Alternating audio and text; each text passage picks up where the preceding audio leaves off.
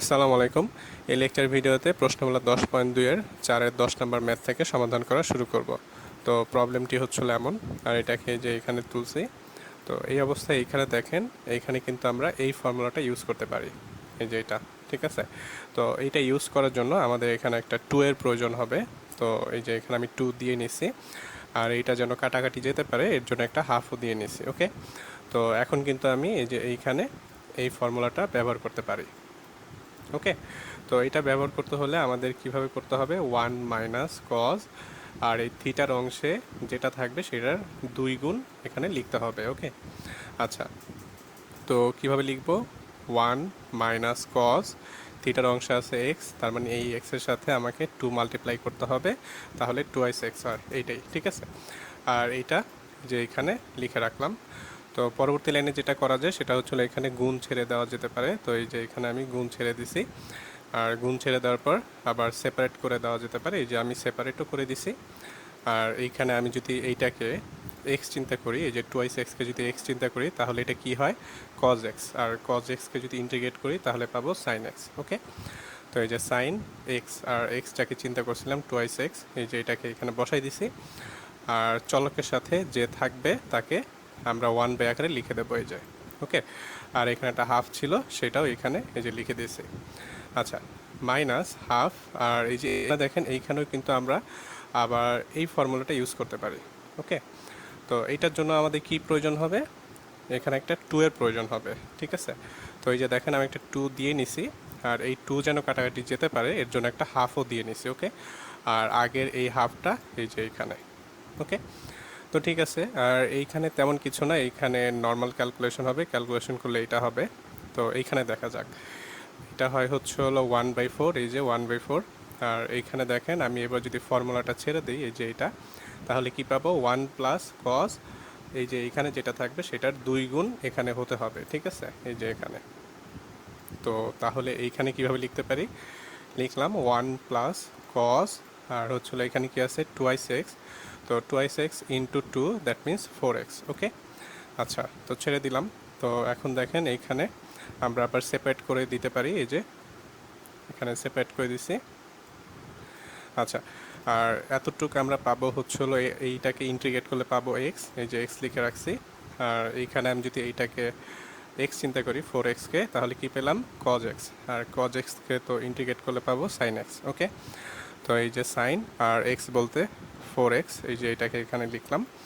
আর চলকের সাথে যে গুণ আছে 4, সেটাকে 1 বাই আকারে লিখে দিছি, আর আগের 1/4, এই যে, ঠিক আছে।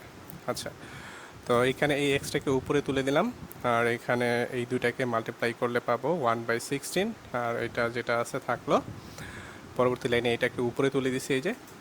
তো তারপর হচ্ছিল আমি এই মাইনাসটা দিয়ে ভেতরে গুণ করে দেব, তো তারপর আমি এইটা পাবো, এটাই উত্তর। আপনারা যারা ত্রিকোণমিতির এই ফর্মুলাটি জানেন তারা এই ফর্মুলাটি ব্যবহার করেও 4-এর 10 নম্বর ম্যাথটিকে সলভ করতে পারবেন। তো এখন দেখে নেওয়া যাক যে এই ফর্মুলাটি ব্যবহার করে কিভাবে এই প্রবলেমটিকে সলভ করা যায়। আচ্ছা, তার আগে দেখি যে এই ফর্মুলাটি কিভাবে আসলো। তো আমাদের একটি ফর্মুলা জানা আছে ত্রিকোণমিতিতে, সেটা হচ্ছিল কি, cos a plus b equal হচ্ছিল cos a cos b minus sin a sin b। তো আমি এ এবং বি এর জায়গায় এক্স বসাই দেব। তো এই যে দেখেন আমি সব জায়গায় এক্স বসাই দিছি। তো এক্স বসাই দেওয়ার পর এখানে কি পাচ্ছি, cos 2x, আর এখানে পাচ্ছি কি, cos স্কোয়ার এক্স। ওকে, আর মাইনাস একইভাবে sin স্কোয়ার এক্স। তো তাহলে বলা যেতে পারে কি, cos 2x মানে হচ্ছিল cos square x minus sin square x. আচ্ছা, তো এখন আমি কি করব, এই যে এইখানে এইটাকে বসাই দেব। ওকে, তো এই যে দেখেন এখানে আমি বসাই দিছি।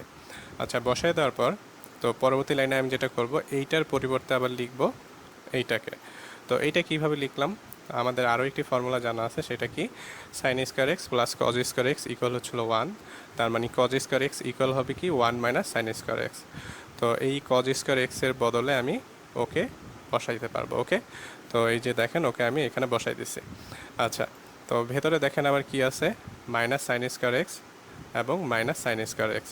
তো তাহলে কি হলো, -2 সাইন স্কোয়ার এক্স, এই যে -2 সাইন স্কোয়ার এক্স। ওকে, আচ্ছা, এই মুহূর্তে কি করা যেতে পারে, এই মুহূর্তে হচ্ছিল এইটা দিয়ে আমি ভেতরে গুণ করে দিতে পারি। তাহলে গুণ করে দিলে কি পাবো, এমন পাবো। ওকে, আচ্ছা, এখন হচ্ছে হলো সেপারেট করে দিলাম, এই যে দেখেন সেপারেট করে দিছি।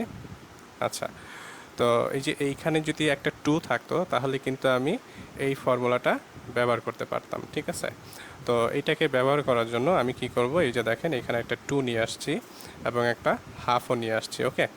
তো ঠিক আছে, আর এইখানে দেখেন আমরা তো জানি যে সাইন টু দি পাওয়ার 4x-কে কীভাবে ভাঙতে হয়, ঠিক আছে। তো এইটা হচ্ছিল এই যে এখানে আমি ভেঙে রাখছি সাইন টু দি পাওয়ার 4x-কে।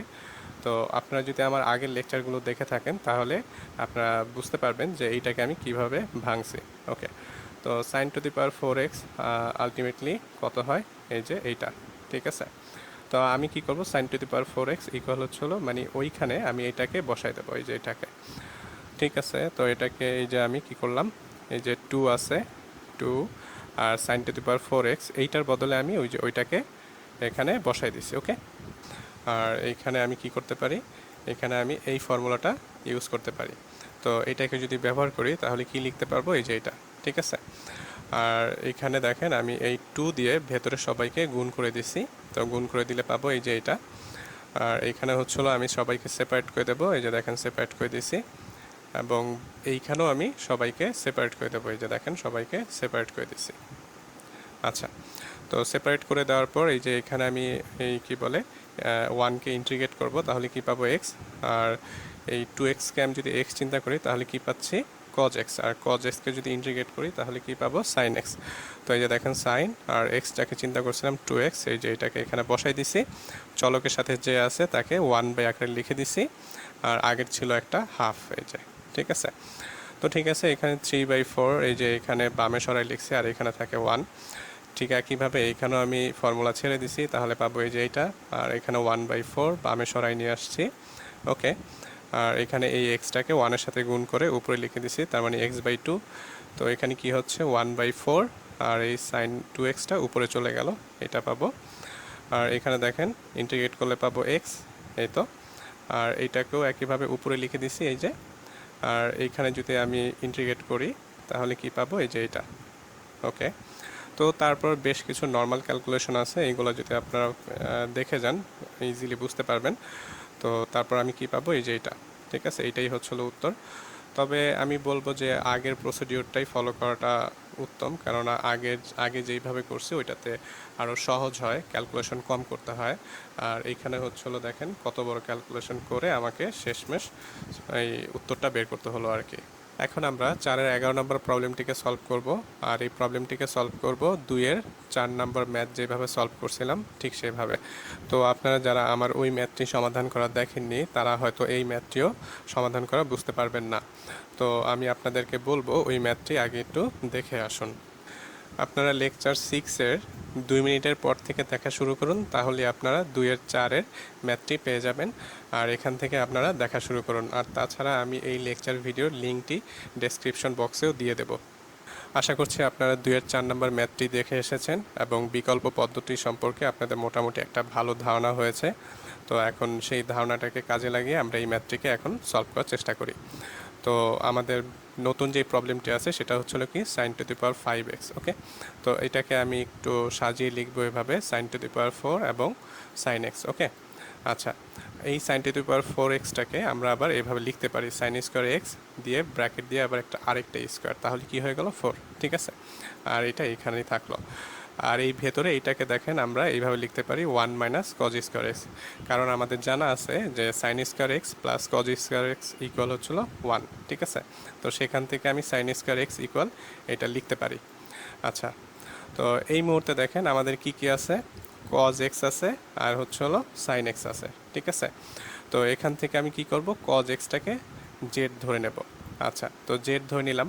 তো এটাকে আমি এখন ডিফারেন্সিয়েট করব, তো এর জন্য উভয় পক্ষেই ডিডিএক্স নিয়ে আসছি।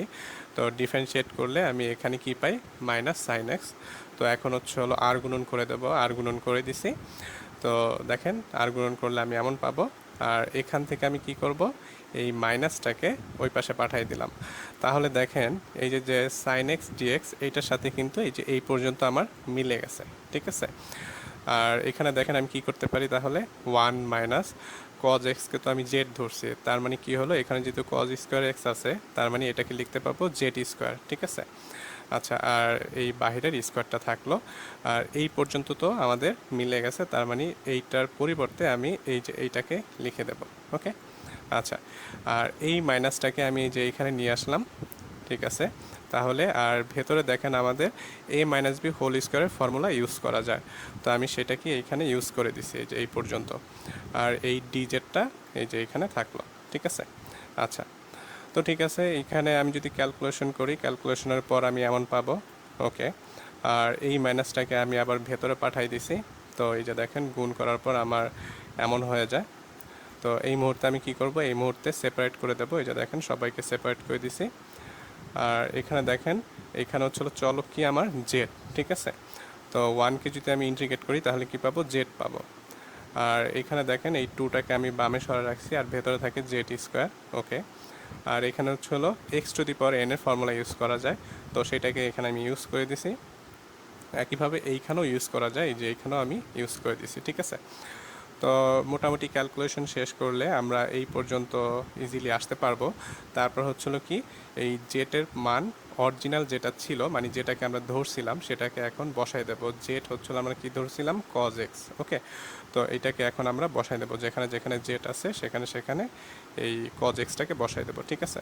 তো বসাই দিলে আমাদের এইটা পাবো, এইটাই হচ্ছিল কি আমাদের উত্তর।